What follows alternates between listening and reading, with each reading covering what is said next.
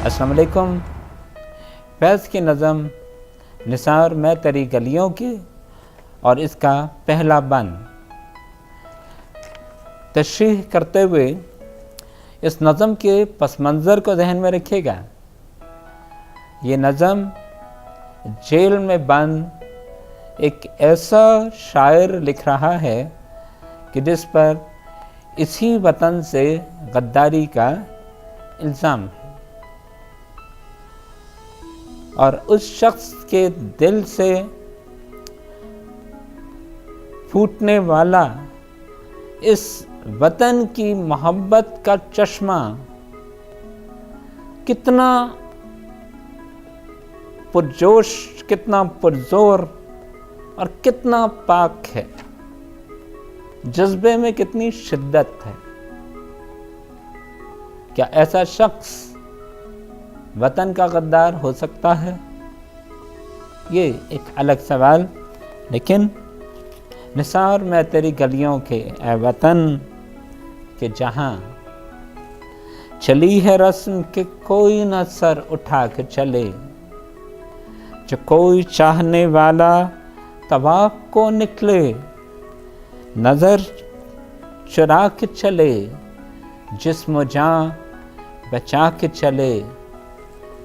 है अहले दिल के लिए अब ये नज़्म बस्त कुशाद के संग व खिश्त मुक़य्यद हैं और सग आज़ाद। अजीज़ तलबा, पहली बात तो आपने ये देखी कि इस नज़म का आहंग बहुत पुरसुकून है। फैज़ साहब तमाम कदीम अल्फाज इस्तेमाल कर रहे हैं। तवाफ़े कुए यार ये गज़ल का एक आम इस्तारा है, सारा तो नहीं है, एक आम तरकीब है। इसी तरह चाहने वाले ये भी कदीम शायरी की एक आम तरकीब है। नज़्म बस्त कुशाद फैज़ साहब की फ़ारसी दानी, एक कदीम डिक्शन है ये, जिस तरह शेर कहे जा रहे थे और फिर इन अल्फाज के हवाले से जो तासुर पैदा किया गया है वो कुछ और है। अब तवाफ कुए यार का नहीं हो रहा, मकसद किसी महबूब की दीद नहीं है।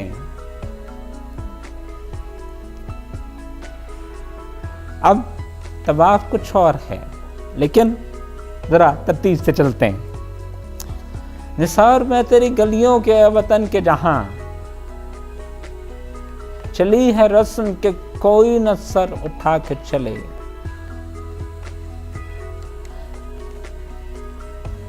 फैज़ साहब की वतन से मोहब्बत गैर मशरूत है। वो उसकी गलियों पर निसार होने को, कुर्बान होने को तैयार है। अगर उसको इतराज़ है, दुख है, तो उस वतन के हालात पर है। उसको वतन से कोई शिकायत नहीं, वतन के लोगों से कोई शिकायत नहीं, वतन के आम अवाम से वो उतनी ही मोहब्बत रखता है।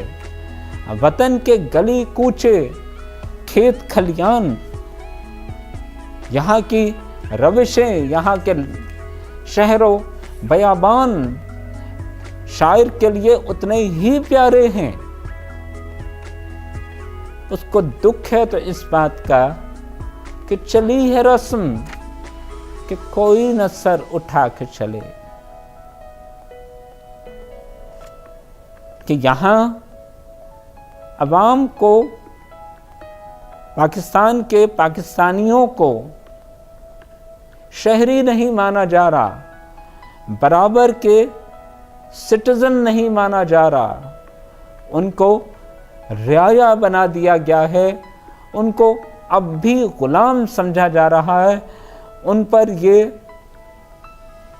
शर्त लगा दी गई है, ان پر یہ پابندی لگا دی گئی ہے، ان کے لیے حالات ایسے پیدا کر دیے گئے ہیں کہ وہ سر اٹھا کر ایک باوقار، محترم، باعزت زندگی نہیں گزار سکتے۔ ان کو ایک آزاد ریاست کا آزاد شہری نہیں مانا جا رہا۔ یہاں جو حکمران طبقہ آ گیا ہے وہ اب بھی انگریزوں کے چلے جانے کے باوجود بھی یہاں کے لوگوں پر ظلم کر رہا ہے۔ یہاں کے لوگوں کو وہ باوقار، معزز، محترم زندگی دینے کو تیار نہیں ہے کہ جو یہاں کے لوگوں کا، پاکستانیوں کا، عوام کا حق ہے۔ چلی ہے رسم کہ کوئی نہ سر اٹھا کے چلے۔ دیکھیے، سر اٹھا کے چلنا، جب آپ معزز ہیں، محترم ہیں، تو پھر آپ کو سوال کرنے کا اختیار حاصل ہے۔ پھر آپ اپنے حکمرانوں کو اکاؤنٹیبل بنا سکتے ہیں، حکمرانوں کا احتساب کر سکتے ہیں۔ جو معزز ہوتے ہیں، جو باوقار ہوتے ہیں، وہ پھر مسجد میں کھڑے ہو کر سوال کرتے ہیں کہ اے عمر، تمہارا کرتا تو ایک چادر میں نہیں بن سکتا، یہ کیا ہے؟ عزیز طلبہ، مجھے امید ہے کہ آپ اس واقعے کو یا اس تلمیح کو سمجھ گئے ہوں گے۔ یہ حضرت عمر فاروق کے زمانے کا ایک بہت مشہور واقعہ ہے کہ کسی جنگ کے تاوان کے طور پر مدینہ میں چادریں آئیں کسی محاذ جنگ سے فتح کے بعد، اور وہ جس طرح دستور تھا وہ چادریں تقسیم کر دی گئیں اور ہر شخص کو ایک چادر ملی۔ لیکن اگلے جمعے کو جب حضرت عمر خطبہ دینے کے لیے کھڑے ہوئے تو ایک عرب بدو، ریگستان کا باسی، کھڑا ہو گیا اور کہنے لگا کہ اے عمر، ہم تمہاری بات نہیں سنیں گے۔ پوچھا کہ کیوں؟ کہا گیا کہ تم جو کرتا پہنے پہ ہو یہ ایک چادر کا نہیں ہے، تم طویل القامت ہو، تمہارا کرتا ایک چادر میں نہیں بن سکتا، تمہارے پاس دوسری چادر کہاں سے آئی؟ یہ کیا ہوا کہ خلیفہ کو 2 چادریں مل رہی ہیں، عام لوگوں کو 1 مل رہی ہے؟ حضرت عمر نے جواب دیا تھا کہ ہاں، دوسری چادر مجھے میرے بیٹے نے دی ہے، اس لیے میں اپنا لباس بنا سکا۔ عزیز طلبہ، یہ اکاؤنٹیبلٹی ہوتی ہے، یہ احتساب ہوتا ہے کہ جب عوام سر اٹھا کے جیتے ہیں تو وہ اس زندگی کے قائل ہوتے ہیں۔ چلی ہے رسم کہ کوئی نہ سر اٹھا کے چلے، کہ کوئی سوال کرنے کی جرت نہ کرے۔ یہ اس ملک کے حالات بنا دیے گئے ہیں۔ جو کوئی چاہنے والا طواف کو نکلے۔ طواف، یہ لفظ شاعری کے حوالے سے بھی اہم ہے اور اپنی مذہبی یا دینی اصطلاح میں بھی اہم ہے۔ دیکھیے، طواف، خانہ کعبہ کا اللہ کے گھر حاضری دینا اور اس کا طواف کرنا کسی بھی مسلمان کے لیے زندگی کا بہترین عمل ہوتا ہے۔ خواہش ہوتی ہے کہ کسی طرح میں اللہ کے گھر حاضری دے دوں، اس کے گھر کا طواف کر لوں۔ یہ یعنی زندگی کا بہترین اور سب سے پسندیدہ عمل۔ دوسری طرف پھر وطن کا طواف کیا ہے؟ یا شاعری میں ہم طواف کا لفظ کیسے یوز کرتے ہیں؟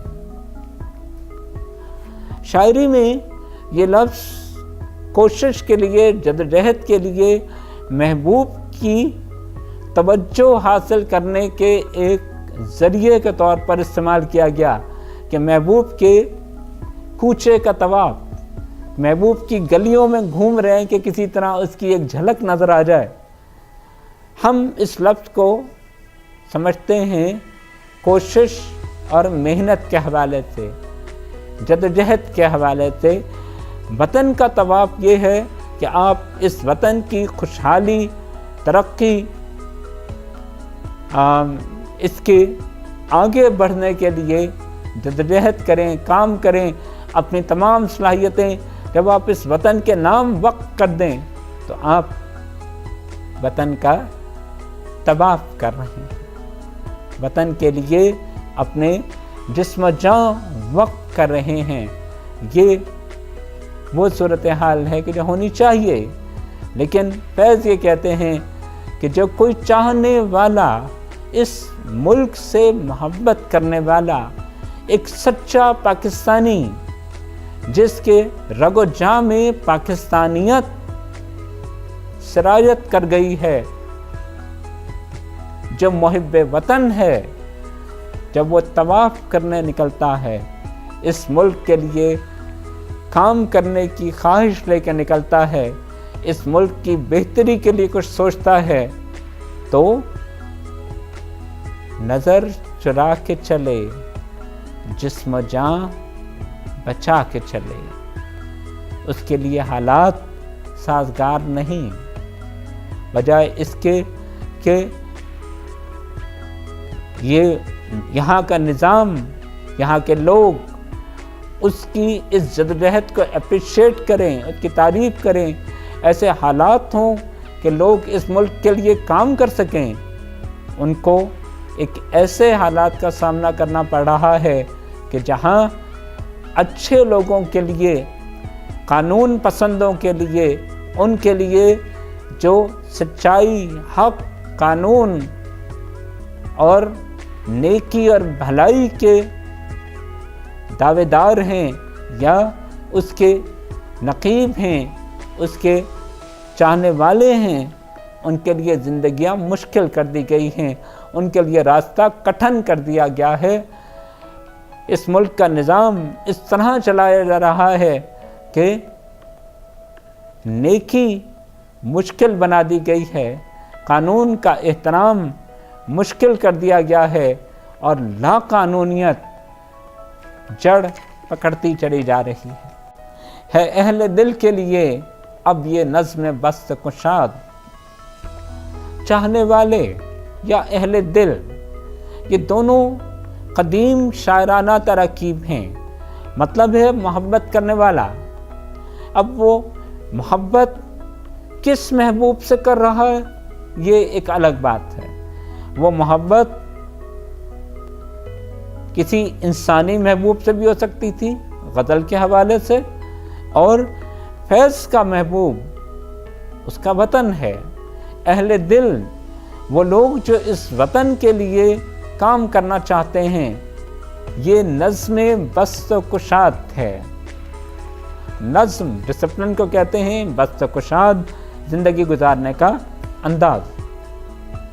अब उनके लिए जो ज़िंदगी का अहाता या ज़िंदगी का रास्ता, जो पैरामीटर्स डिटरमिन किए जा रहे हैं, वो क्या हालात हैं, उसके लिए फैज़ शेख सादी का एक मिसरा इस्तेमाल करते हैं। गुलस्तान सादी फारसी की एक तसनीफ जिसमें शेख सादी शिराज़ी छोटी छोटी नज़मों में किस्से बयान करते हैं और उन किस्सों के ज़रिए कोई सबक देते हैं।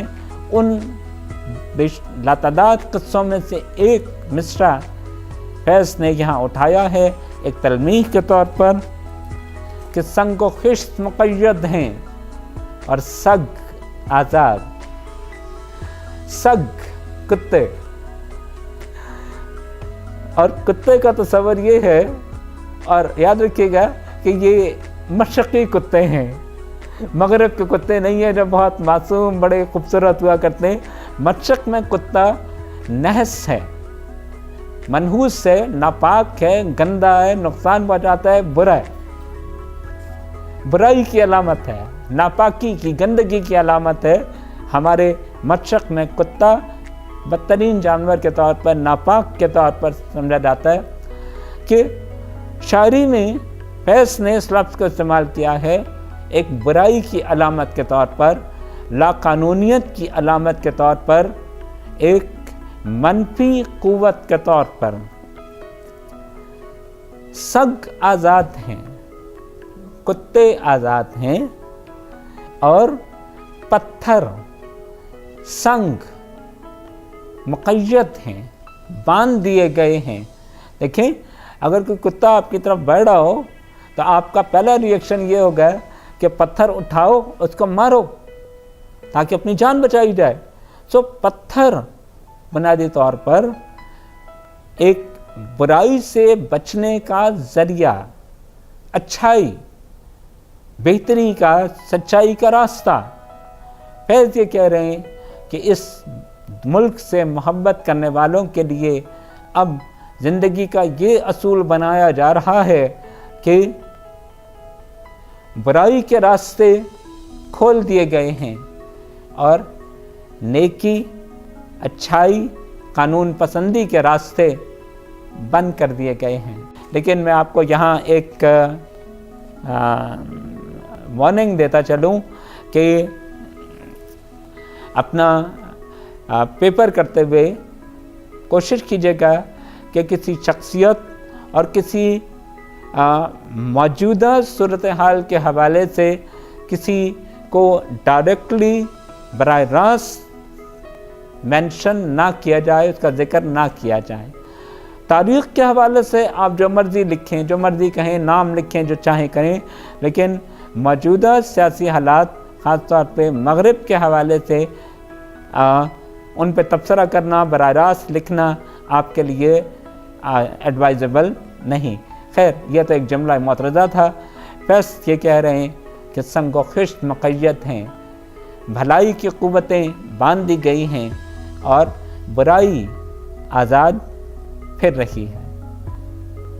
اگلے اسٹانزا میں، اگلے بند میں اسی تصور کو تھوڑا سا مزید پھیلایا جائے گا. اجازت دیجیے. اللہ حافظ.